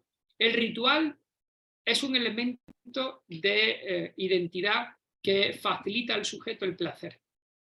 Y me explico. Una de las teorías que yo últimamente expongo tiene que ver con la pérdida del placer o del goce en lo contemporáneo frente a la sustitución del deseo en torno a este mundo hipermoderno. El placer tiene mucho que ver con la capacidad que tengamos de relajarnos en el deleite. Cuando tú configuras un ritual, por ejemplo, un ritual dentro de una familia, nuestra familia, imagínense que yo tengo un ritual aquí en mi casa donde pues, después de comer nos dedicamos a irnos a los sofás, a tumbarnos y a poner los pies encima de la mesa y nos encontramos todos cómodos, nos descalzamos, no hay ningún problema. En esos rituales no hay un juicio moral de los sujetos que están dentro del ritual. porque todos aceptan que esa repetición cotidiana tiene una connotación pactada donde el sujeto se relaja en el bienestar que tiene porque el ritual lo relaja. Lo mismo pasa en un ritual religioso. Todo el mundo participa de un ritual que conoce y no se siente juzgado por los demás porque han configurado las reglas ellos mismos. Cuando ese ritual se sustituye por una ceremonia, Byung-Chul Han no separa ritual de ceremonia, yo sí separo. Las ceremonias son asépticas. Tú no eliges los códigos que configuran la ceremonia, sino que participas de una ceremonia que viene ya impuesta desde fuera con un código determinado, como por ejemplo Internet, Twitter, una red social en el que estás participando de un ceremonial que viene con unas normas pactadas y no te puedes salir de esas normas porque si te sales la comunidad te castiga, te censura, te penaliza, te cancela, etcétera, etcétera. Entonces, cuando tú entras en estas nuevas ceremonias del siglo XXI, en estas hiperconexiones, tú pierdes la capacidad de estar relajado en tus rituales y la estás sustituyendo por un proceso tensional con un montón de identidades que no están en tu ámbito de proximidad, con lo que tu proceso identitario se va debilitando en las raíces y se va configurando en torno a una globalización identitaria que es la que tú has comentado antes. Y pierdes porque no tienes la narrativa de la repetición identitaria interna asentada, pierdes ese proceso de identidad y entonces te vas poniendo esa máscara uniforme que hace que tú hagas lo que todo el mundo hace para sentirte parte de lo colectivo, ¿no? En un proceso donde tu identidad no está porque no ha habido elementos de repetición que te asienten esa identidad. La repetición es esencial incluso en los procesos de creatividad.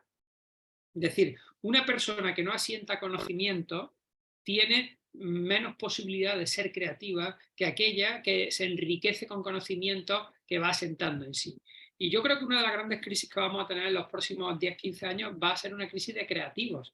Fijaros que ahora la creatividad se ha puesto como un elemento esencial en la configuración empresarial y en la educativa. Yo no sé cómo estáis allí, pero aquí ahora mismo se habla de pensamiento creativo, de que los niños sean creativos y la palabra creatividad se ha configurado como un elemento pedagógico a nivel holístico. Bueno, pues ¿cómo pretendes que alguien sea creativo si no tiene contenido? Y los contenidos solamente se adquieren por medio de la memorización y de la repetición. No hay otra manera.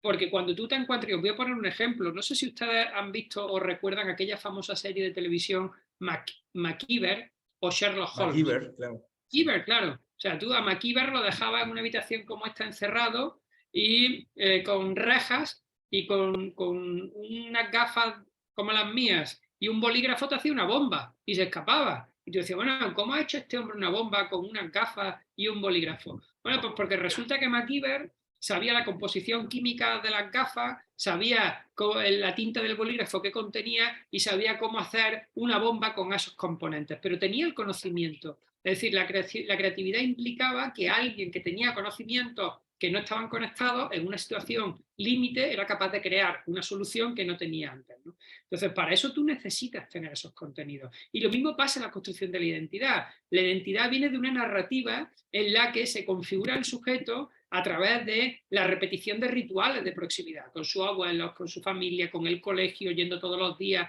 a las mismas horas, a los mismos sitios, y entonces somos seres de rituales. Ortega y Gasset decía, somos seres de costumbres. La costumbre, que es la repetición, y la repetición, que es hacer algo maravilloso para el cerebro, que es ya te anticipas al futuro porque sabes cómo va a ser, porque ya tienes lo que vas a repetir. Es decir, la repetición te da la calma de saber que controlas el futuro, porque sabes que mañana a las 7 te va a sonar el despertador, a las 7:30 estás tomándote el café y a las 8 vas a estar yendo al colegio. Y no tienes que configurar todos los días la novedad, que es lo que en el siglo XXI se intenta vender mucho, ¿no? Es que la novedad es lo que se configura como el elemento más atractivo que hay. No, la repetición te da la estabilidad emocional de controlar en ese ritual lo que va a pasar. De manera que esta demonización que hay en torno a la memoria, a mí me parece que es un flaco favor, ¿no? Y además pierde la singularidad de las máscaras. Yo en el capítulo 1 hablo de la importancia que tiene la utilización de las máscaras en plural en un sujeto que entiende cuáles son los rituales dependiendo de en qué situación esté. Es decir, yo estoy con mis padres y llevo una máscara de hijo, yo estoy con mi alumno y llevo una máscara de profesor, estoy con mi amigo y llevo la máscara de amigo. Pero si hablamos de la homogenización de esa identidad que se configura con una sola máscara y que te dicen que la autenticidad está en llevar siempre la misma máscara, pierdes la riqueza de la variedad, ¿no? O sea, por eso yo reivindico mucho que la gente entre en las narrativas de la proximidad para que en esa repetición su identidad se asiente y enriquezca al mundo desde su identidad y no pierda esa identidad asentada en sus raíces para adoptar identidades globales como estamos haciendo, ¿no?, en los últimos 10 años. Bueno, yo quisiera, para poner así un ejemplo muy concreto, bueno, antes quizás recordar que en este gran ensayo sobre la formación de Montaigne, él compara el ejercicio de la memoria con el polen de las abejas. Él dice, ¿qué es lo que hacemos o qué es lo que debe hacerse en la formación? Bueno, tomar todo ese polen que no es de las abejas, que son prestados de esa memoria, y convertirla en miel. Dice él que eso ya es pues la creatividad nuestra puesta a convertir algo que se nos ha dado en otra cosa. Entonces, es esa metáfora de que el polen que es la memoria en la formación, en la enseñanza, convertirla en miel, en creatividad. Y creo que en ese sentido, pues este primer capítulo nos viene a recordar eso, la importancia de los rituales y la importancia además de que nuestra mentalidad no sea una mentalidad, como tú bien decías, que se mantenga fija, sino que vaya pues también cambiando. Yo quería poner un ejemplo muy concreto. Carlos, antes de que sigas, porque es que es algo que se me queda pendiente y es verdad que, tú fíjate, me ha gustado mucho el tema del polen, porque es verdad que al final la creatividad hace miel, ¿no?, con esa parte. Pero una de las cuestiones que me preocupa es por qué está mal vista la creatividad. O sea, la repetición, ¿por qué está mal visto? ¿Por qué en el siglo XXI hemos considerado que repetir es perder el tiempo? Porque de hecho así es como se vende. Es decir, se ha conseguido filtrar una idea de que el tiempo es una cuestión de producción de la novedad. Y yo hablo de la neofilia, ¿no?, que es un concepto que se lo leí hace mucho tiempo a un filósofo español, a Robert Gubern, cuando hablaba de la estética. Es decir, la neofilia, ese amor a lo nuevo, hace que se estigmatice la repetición porque el sujeto empieza a sentir y a pensar que repetir implica perder nuevas oportunidades. En vez de asentar un ritual, ¿no?, y, por ejemplo, voy a utilizar un término muy empresarial, ¿no?, en vez de deleitarte en tu zona de confort, te van diciendo salte de tu zona de confort y amplíala constantemente. ¿Y por qué quieren que la amplíes? Porque si te quedas en tu zona de confort, tu productividad se limita. Sin embargo, si yo tengo una zona de confort donde me deleito leyendo todas las tardes a la misma hora y con un poco de música clásica a los clásicos, y a mí eso me gusta, yo me quiero tirar así el resto de mi vida. Pero mucha gente considerará que esto es una pérdida de tiempo porque a lo mejor podría estar haciendo un máster o haciendo un doble grado o intentando sacar un artículo académico, y entonces tengo que estar rompiendo y experimentando cosas nuevas y haciendo cosas nuevas, ¿no? Yo creo que el concepto de novedad se ha impuesto al de repetición.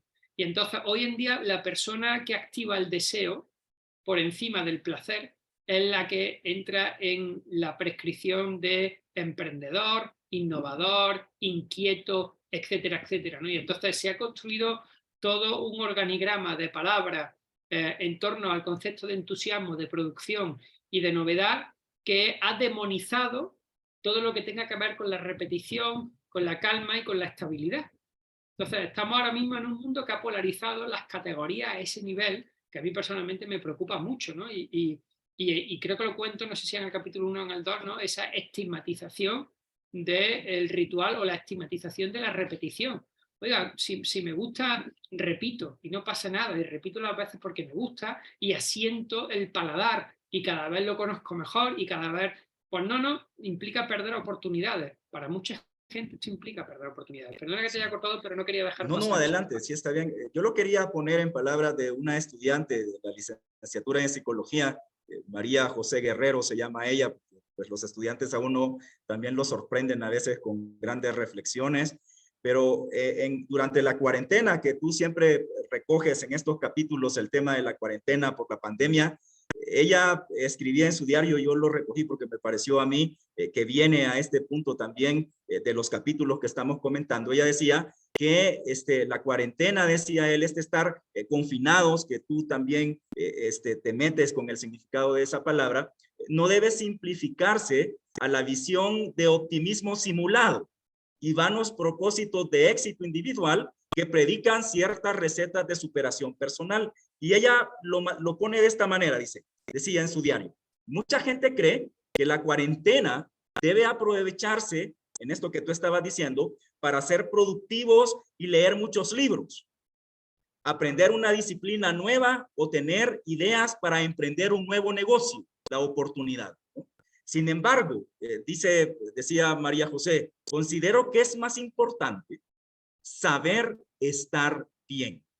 El confinamiento no es otro modo de competir negativamente unos humanos con otros para ver quién gana y es mejor. No es una competencia sobre quién hizo más ejercicio o logró algo nuevo. Esta, decía ella, y creo que lo recoge como ejemplo didáctico, estas sencillas palabras, lo que tú pones en estos capítulos, esta es una oportunidad para, en el buen sentido, desconectarnos de las redes sociales y entrar en esa otra red más elemental, más análoga, pero más humana, que nos haga pensar en quiénes somos y realmente a qué aspiramos. Ya que las otras redes, las de digitales y de internet, que se tejen en el mundo virtual, nos imponen metas que quizás no son las que queremos, pero que la presión social nos hace creer que debemos alcanzar como sea, porque en eso, dice ella, nos va la vida, o le va la vida a esta sociedad.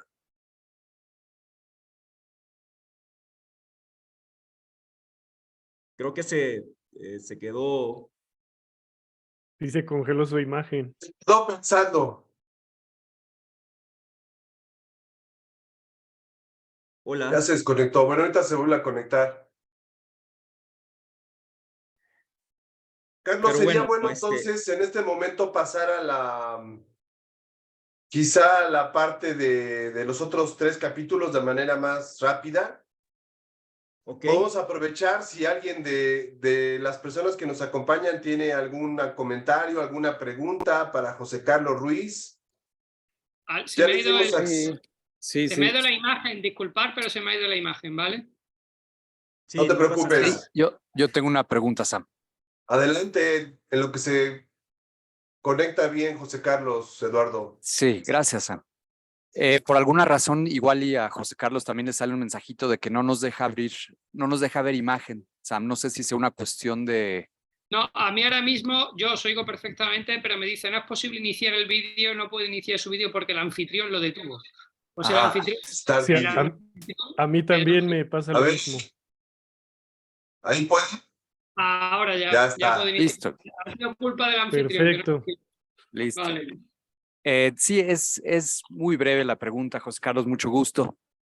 Muy interesante lo que comentas y la pregunta es muy, muy sencilla porque seguramente has visto un poco el discurso de todas estas compañías de inteligencia artificial de utilízanos, esto es un cambio positivo para ti, para que realmente puedas hacer lo que a ti te gusta. Seguramente has escuchado este discurso ya con estos grandes monstruos tecnológicos. Entonces, yo cuando escucho eso, digo que para hacer lo que realmente te gusta, mucho de eso implica, y lo ponen en sus mismas campañas publicitarias, ocio.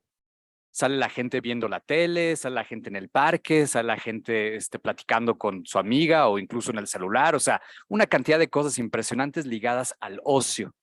O el otro discurso es, utiliza estas plataformas para ser más productivo y en tu trabajo, dedícate a lo que realmente te importa, que son más bien cuestiones creativas. Entonces, yo lo que pienso es, bueno, ¿la gente realmente las utilizará para esto o realmente estamos creando como una serpiente que se muerde la cola constantemente o sea, digamos que ser totalmente productivos todo el tiempo, constantemente ante todo? Porque claro, esto nunca se acaba. Si yo soy muy productivo en mi trabajo, mi recompensa es más trabajo.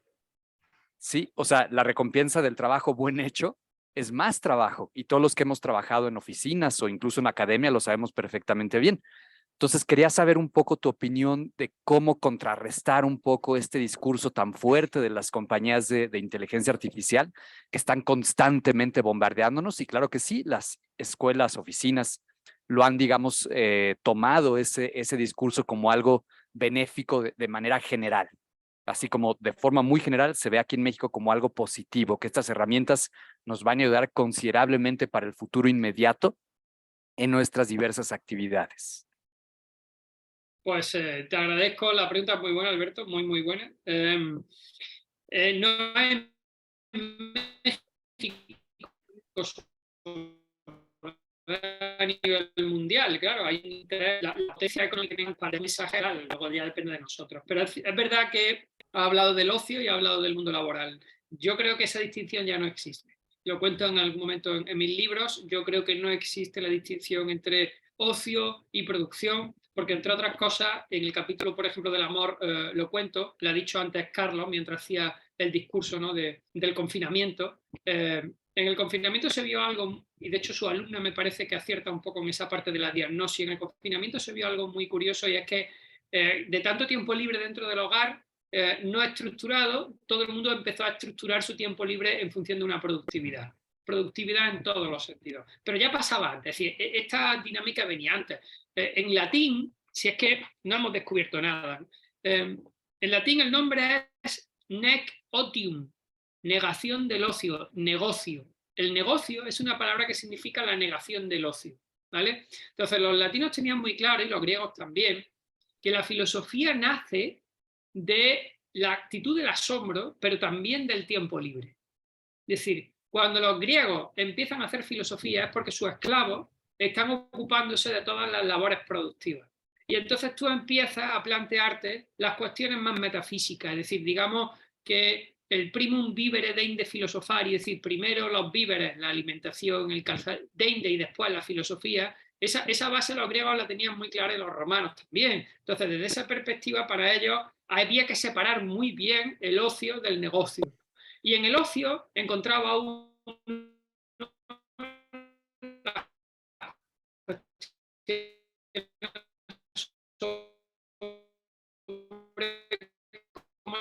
Ya se volvió a congelar su imagen. Mi imagen se ha congelado, pero me oís bien, ¿no? Sí. Bueno, en cualquier caso, Ya. mientras me oís, aunque mi imagen se congele, lo importante es la Sí, palabra. se escuchó cortado, José Carlos. El último minuto de tu reflexión no se entendió. Vale, pues lo que venía a decir básicamente era que cuando los griegos y los romanos separaron el negocio del ocio, tenían muy, muy claro que si tú querías desarrollar una buena vida, necesitabas tener el negocio asegurado, es decir, no podías trabajar porque el trabajo te quitaba el tiempo del deleite. Entonces, la reflexión en torno a la buena vida se hacía cuando tus esclavos se ocupaban de la producción y de la gestión. Y entonces tú ibas a discutir en el ágora otras cuestiones.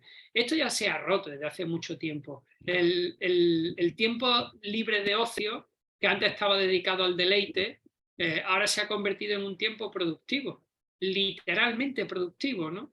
Y estructurado hasta el extremo de que, fijaros, yo creo que las entidades físicas son importantes.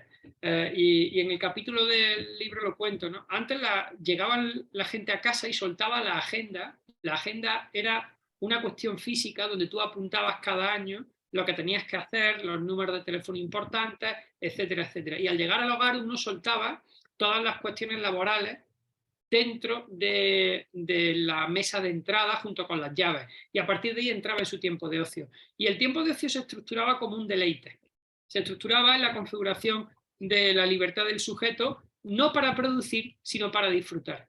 Pero de un tiempo acá, el sistema ha logrado, no solamente con la inteligencia artificial, que te está diciendo utilízame, utilízame, ¿qué significa?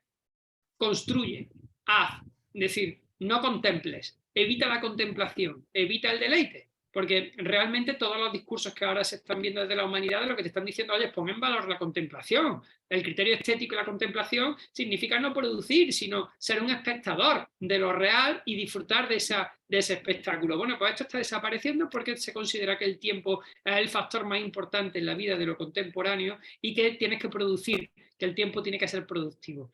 Y ahora el ocio, hemos caído en hibridar los espacios. Por eso decía que para mí lo físico es importante para separar el ocio del negocio. Las empresas han empezado a familiarizar el espacio de trabajo.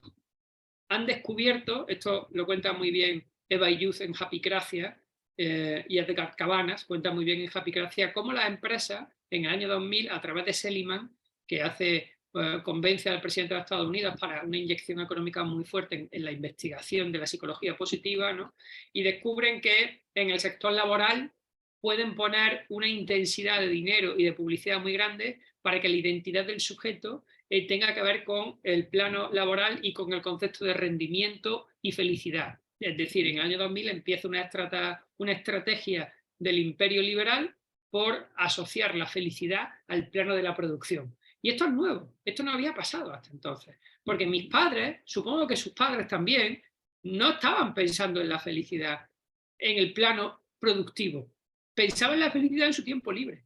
Y pensaban en la felicidad en estar con su hijo, llevarlo a la playa, en bajarse al bar a tomarse unos vinos, aquí, en echar los fines de semana. Eso para ellos era la felicidad. Pero en el año 2000, ese giro tremendo que da la psicología en Estados Unidos y la economía en empezar, por primera vez en la historia, se hace algo que no se había hecho hasta entonces, que es cuantificar los estados de ánimo. ¿Cómo se puede cuantificar un estado de ánimo? Bueno, pues empiezan a hablar de los índices de bienestar, empiezan a hablar del criterio de felicidad social, se crean instituciones en torno a la palabra felicidad para la gestión de la felicidad. Y claro, sin darte cuenta, el concepto de placer o de ocio está asociado cada vez más a la idea de felicidad, y como la felicidad se asocia al plano de la producción, al mundo laboral, tu cabeza empieza a hibridar esos dos sectores. Y ahora mismo tenemos todos en las casas, todos ya lo han conseguido, ¿eh? Tenemos en las casas un espacio de trabajo. Yo tengo aquí el mío, supongo que ustedes en la suya lo tienen también. Y cuando vas al trabajo, en los trabajos tienen espacios familiarizados. Es decir, las empresas que tienen, pues meten sofás, meten futbolines, meten gimnasios, desestructuran el tiempo de trabajo. Te dicen, no, aquí no hay jornada laboral, tú te distribuyes el tiempo como quieras, no hay ningún problema, es un tema de producción de obra. Y yo he estado en empresas, yo que di muchas conferencias a empresas que me hablan para hablar de pensamiento crítico, cuando voy a las empresas, cada vez más, créanme, se parecen al salón de mi casa. Es decir, tienen sofás, tienen televisión, tienen cafetería, tienen todos los días alguien que le pone los donuts, están como lugares de un ámbito privado, es decir, no quieren que en lo físico tú percibas que no te encuentres cómodo como si fuese una prolongación de tu intimidad. Entonces, claro, es muy difícil que cuando te dice la inteligencia artificial usa menos, la vaya a usar, si resulta que ella está acostumbrada a no tener ocio, y cuando tienes ocio y creas que tienes tiempo libre, resulta que has empezado a buscarle productividad a tu ocio sin darte cuenta. La gente ya no sale a correr para hacer deporte. La gente sale a correr para mejorar el minuto por kilómetro que hizo hace 2 semanas. La gente va al gimnasio con aplicaciones que le dicen cuántas flexiones tienen que hacer, cuántas abdominales, cuántas calorías tienen que tomarse ese día, qué comida y qué alimentación. La gente ya no sale a disfrutar del ocio, sino que está cuantificando el ocio y produciendo el mejor ocio posible desde un punto de vista de productividad. Entonces, ya hemos entrado en esta dinámica en la que el sujeto no es capaz de fragmentar en los ámbitos de tiempo privado del tiempo público. Súmenle a esto algo que apoya esta tesis de hibridación del mundo laboral con el mundo personal, y es la fragmentación del concepto de intimidad en el espacio de la virtualización. Es decir, cada vez más el sujeto empieza a compartir en redes sociales espacios de intimidad.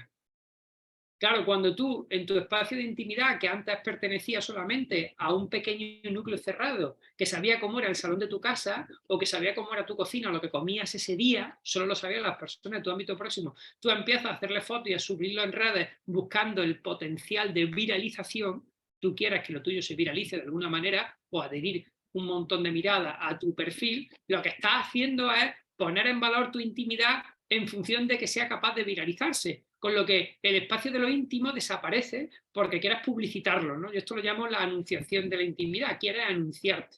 Entonces, claro, ¿cómo combatir contra esto? ¿De qué manera vamos a combatir si resulta que nosotros mismos, en nuestro espacio de ocio, estamos exteriorizándolo todo lo máximo posible para sacar un rendimiento en la atención del otro, que queremos que nos viralicemos a través de su préstamo atencional? Es difícil. No te voy a decir que haya una solución, pero es difícil. Yo lo que sí tengo claro es que el sujeto que tenga esa división estricta en su código de placer será capaz de resistir a esa productividad del tiempo libre. Es decir, la única solución para mí es aumentar el grado de placer en un sujeto. Aumentar el grado de placer. Y el placer está siendo demonizado por el deseo. El deseo se ha configurado como la nueva hegemonía del sujeto contemporáneo, postergando el placer a un segundo plano. Había varias manos por ahí más levantadas. Gracias, gracias. De nada, gracias a ti, Eduardo. José Bueno, Luis. Pablo, sí. José Luis tenía la mano, sí, por ahí levantada. Hola, buenas tardes. Quería hacer una pregunta sobre el tema de la universalidad y la particularidad en el quehacer del filósofo. Pues me estaba pensando en lo que mencionabas casi al principio sobre Kant, que quien dice en la crítica de la razón pura que Hume lo despierta del sueño dogmático y de esta forma incorpora la sensibilidad al entendimiento, al intelecto, pero recordaba que también el propio Kant menciona que como dice, el concepto sin sensibilidad es vacío y la sensibilidad sin forma, sin intelecto, es ciega, ¿no? Entonces, en ese sentido, o sea, lo que él busca, a pesar de que sí incorpora la sensibilidad, es un tipo de razonamiento, juicio, diría él, que sea universalizable, generalizable, ¿no? Lo que él llama juicio sintético a priori. Entonces, o sea, y esto con mucha frecuencia es retomado como el gran cisma, la gran separación entre la forma de hacer filosofía anglosajona, ¿no? La analítica, ¿no? Que se centra más en el análisis, y la continental, que busca hacer justo estos como juicios sintéticos a priori, ¿no? Entonces, en ese sentido, no sé si piensas tú que esta como vocación filosófica de, si bien sí incorporar la sensibilidad, pero con una pretensión de hacer juicios universales, incluso aunque sea desde la propia subjetividad individual, como decía Montaigne, esto como la materia de este libro soy yo mismo. O sea, si crees que se pueda hacer este tipo de filosofía con pretensiones universales anclada en la subjetividad particularísima de un sujeto, Sí. o por el contrario ya se debe renunciar a esa pretensión. Es una pregunta muy bonita, fíjate lo que te digo. Me parece una pregunta muy bonita porque da a pensar sobre lo que podríamos considerar una aspiración ilegítima, si tú quieres. Porque claro, ¿cómo vas a intentar hacer un juicio universal partiendo de una categoría de la subjetividad? Pero yo eliminaría el concepto de universalidad, es decir, no buscaría la intención de hacer un juicio universal, sino un juicio humanístico. Yo pondría el término humanístico por encima del término universal. ¿Por qué? Porque todo lo que afecta a lo humano, en algún modo, tú puedas intentar de tu subjetividad compartir ese proceso de experiencia subjetiva para entender desde tu perspectiva cómo configura la categoría partiendo de una experiencia personal. Y creo que se debe intentar. Yo estoy en ese proceso de poner a favor que alguien desde su subjetividad, partiendo de un análisis razonable, no digo razonado, pero sí razonable, y no digo razonado porque no quiero eliminar esa subjetividad, ¿de acuerdo? Pero sí creo que desde la subjetividad, alguien que pueda, a través de un análisis razonable, intentar explicar más allá de su subjetividad cómo cree que se está configurando lo contemporáneo, puede ayudar mucho a que en las otras subjetividades encuentren humanismo o cierta humanidad en ese proceso a la hora de comunión. Y ese proceso de comunión yo creo que no ha variado en los últimos 2500 años. Es decir, cuando sigan percibiendo que Séneca o Platón tienen vigencia intelectual, o Montaigne tiene vigencia intelectual, yo creo que no han podido evitar un sesgo subjetivo a través del cual ascender a lo global. Quizá algunos han puesto más hincapié en ese proceso de buscar los juicios sintéticos a priori. Kant se obsesiona con algo que es, oye, ¿cómo sería un juicio científico? Es decir, en el fondo, tiene que ser un juicio universal, pero necesario y que amplíe el conocimiento. Estupendo, bien. Y llega un momento en que te dice, pero puede llegar hasta aquí. Luego hay otras cuestiones como la idea del mundo, la idea de Dios, la idea del yo, que ya son síntesis totalizadoras de la experiencia subjetiva. ¿Vale? ¿Y qué? Quiero decir, no puede justificar que sea un juicio universal innecesario, pero es un juicio que aporta al sujeto que lo lee o que lo entiende la posibilidad de dialogar con eso y por lo tanto ampliar su categoría de conocimiento. Entonces, para mí no es una aspiración ilegítima y el que alguien desde los procesos de subjetividad quiera intentar llegar a un humanismo o a una teoría de lo humano, partiendo de que no puedes evitar que tus conceptos estén preñados de la subjetividad del aprendizaje que has tenido.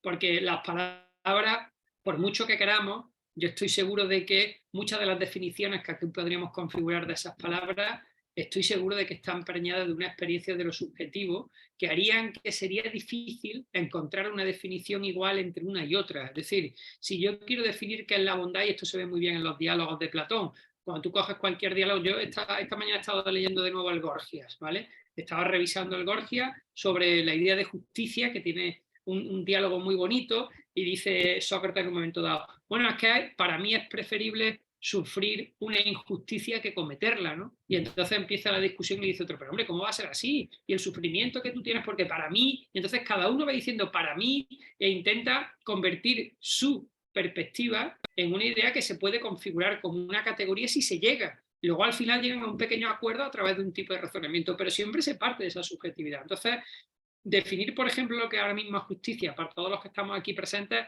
estoy seguro de que esa palabra, la palabra justicia y la idea justicia, está preñada de una subjetividad inevitable con la experiencia y con lo que ha ido configurando vuestro conocimiento.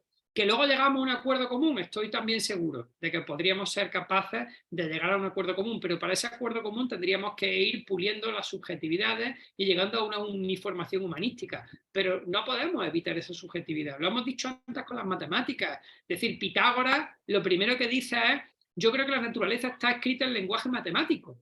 Y Pitágoras parte de la naturaleza, es decir, no parte de la abstracción, parte de que está comprendiendo que lo real, su experiencia de lo real y de lo subjetivo, se puede convertir en un proceso abstracto a través del número, pero siempre parte del principio de la experiencia, ¿no?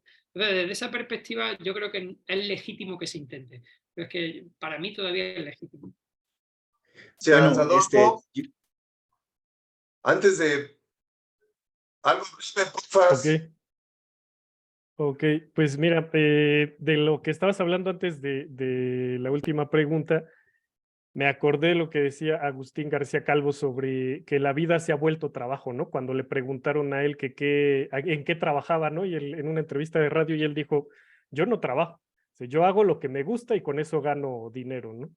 Y consecuentemente después dijo, pues la vida se ha vuelto trabajo, ¿no? Y eso es lo que está pasando, ¿no? Por eso de repente el trabajo o las oficinas están pareciendo cada vez más a nuestras casas, pero más allá de eso, el home office o el teletrabajo que se adelantó con la pandemia, que de repente ya no nos podemos despegar, ¿no? Porque todavía creemos que podemos ir a un lugar a trabajar, sin embargo, cuando nos vamos de vacaciones o nos vamos a paseo o lo que sea, nos llevamos el trabajo, ¿no?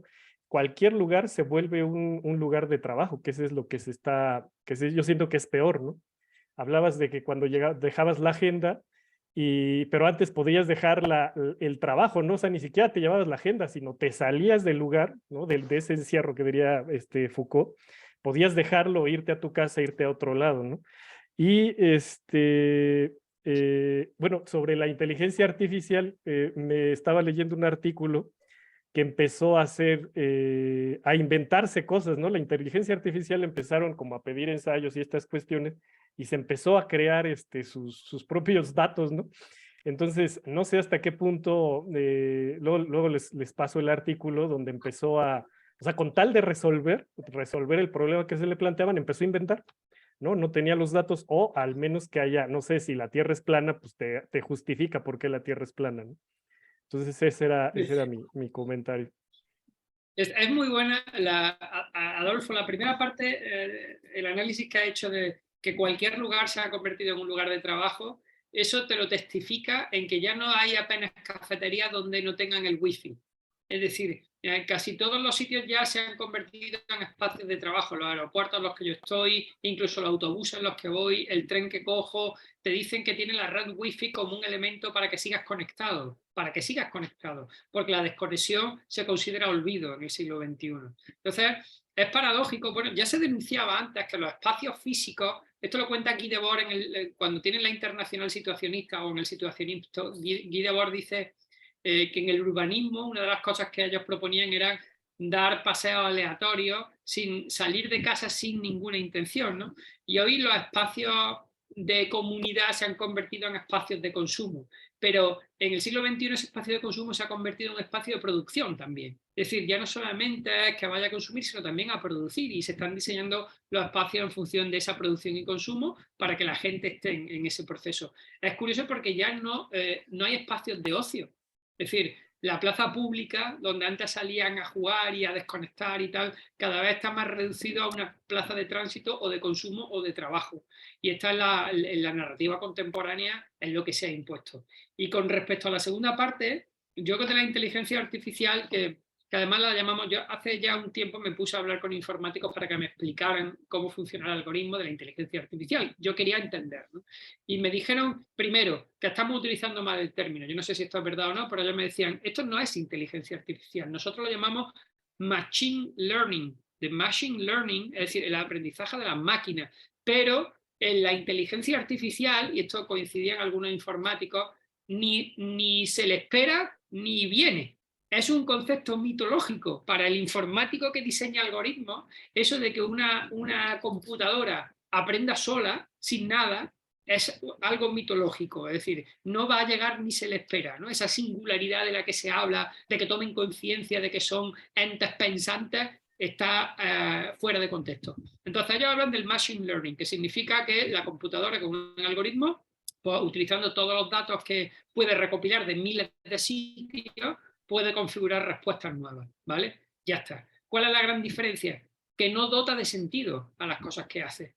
Entonces, nunca podrá asimilarse a la capacidad de lo humano de dotar de sentido a algo que a ti te puede parecer miserable. Tú dices, bueno, Adolfo, para mí esto es una gilipollas, y te digo, ya, pero para mí es oro bendito, porque tiene un significado biográfico, ¿vale? Entonces, para el ser humano la dotación de sentido es más importante que la construcción de algo. Es decir, tú puedes construir una novedad, puedes ser muy innovador, pero si no lo dotas de sentido, para ti carece de significado. Es decir, es un significante vacío, no te viene ni te va. Entonces la máquina puede crear una obra de arte si tú, como humano, le dotas de sentido para que eso sea arte. Pero la máquina no va a crear una obra de arte, va a coger un algoritmo, va a configurar en función de cómo se ha creado hasta ese momento y va a crear una composición nueva a través de esa algorítmica. Ahora, el sujeto al que tiene que dotar de significado a eso, del significado de lo humano, no del significado de la máquina, porque el significado de la máquina es un proceso exclusivamente algorítmico, matemático. Entonces, de esa perspectiva yo no tengo mucho miedo, la verdad. No tengo mucho miedo porque va a depender de nosotros la capacidad que tengamos de ir creyendo que la dotación de sentido humano es esencial, mucho más importante, ¿no? En fin, yo lo veo así.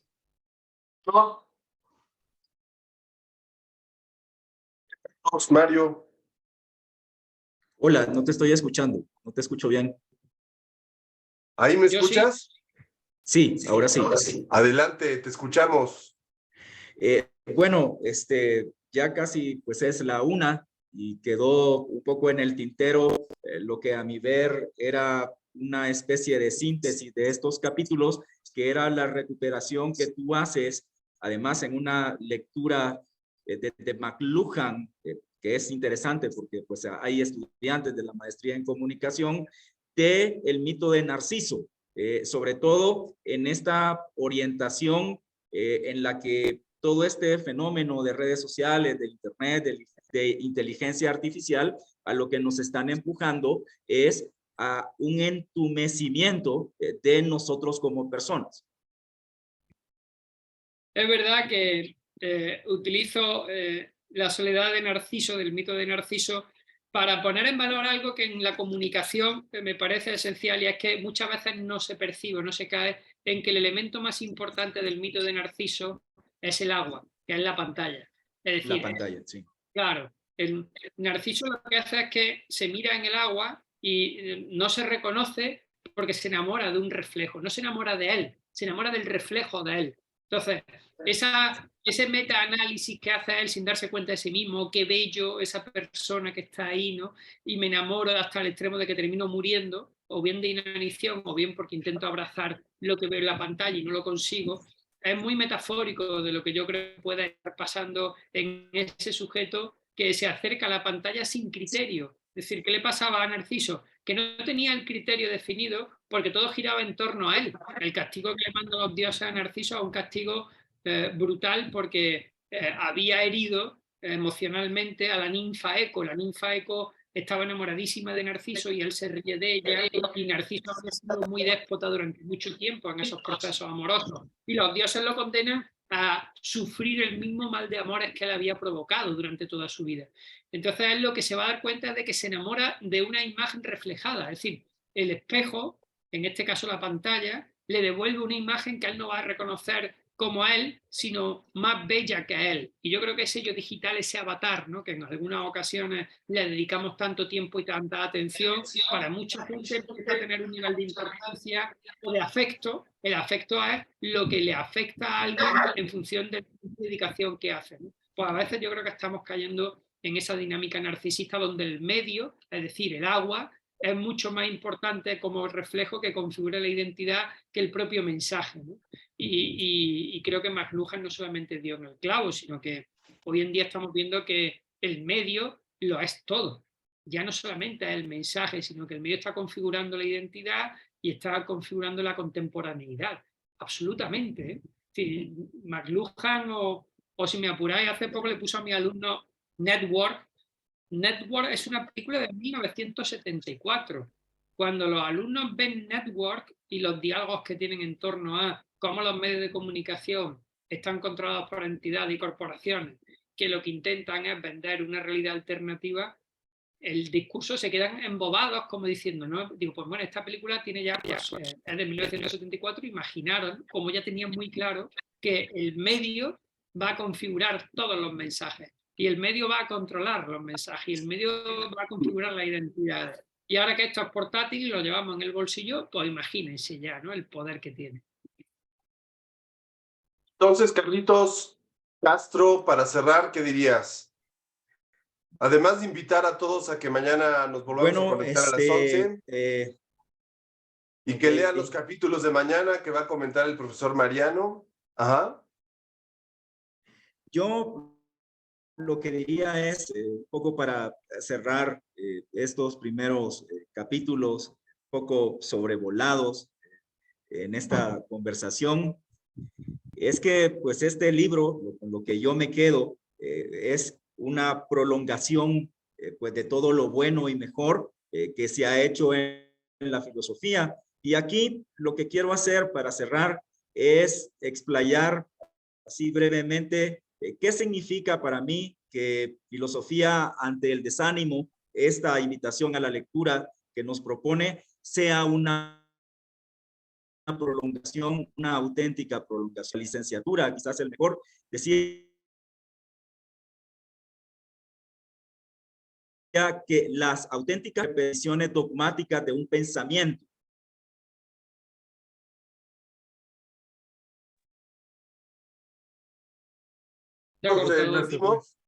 sino continuación.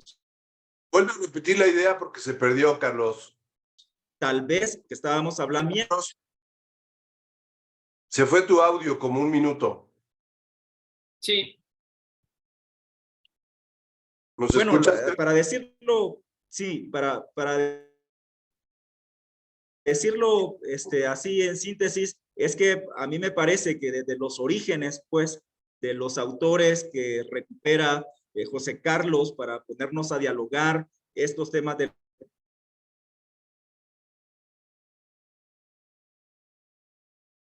no se está escuchando. La filosofía en nuestro contexto, pues se da al mismo tiempo que se adentra en territorios nuevos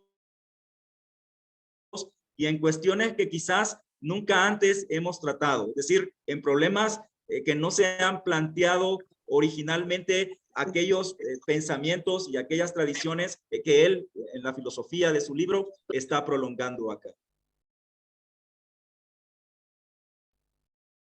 Pues muchas gracias, Carlos. Hay cosas, Mario, que no te podía escuchar porque se te ha cortado, pero bueno, yo te agradezco como siempre las palabras tan amables. Mañana, si queréis, damos alguna pincelada rápida de alguno de los capítulos que se ha quedado ahí pendiente de comentar, pero yo encantado. Ya mañana os animo a que le echéis un vistazo a los siguientes capítulos que tienen enjundia también. Sí, mañana podemos empezar platicando de los 3 que quedaron pendientes, de tu propia palabra, José Carlos. Les agradecemos a todos, les deseamos buena tarde, buena noche por allá, José Carlos. Mañana nos volvemos a ver a las 11 aquí en la misma liga. Estupendo, pues hasta mañana a las 11. Un abrazo a todos. Gracias. Gracias. Si Hasta pueden luego. leer los Bye. capítulos de mañana, sería bueno para escuchar sus opiniones. Bye, Muchas bye. gracias. Buenas tardes.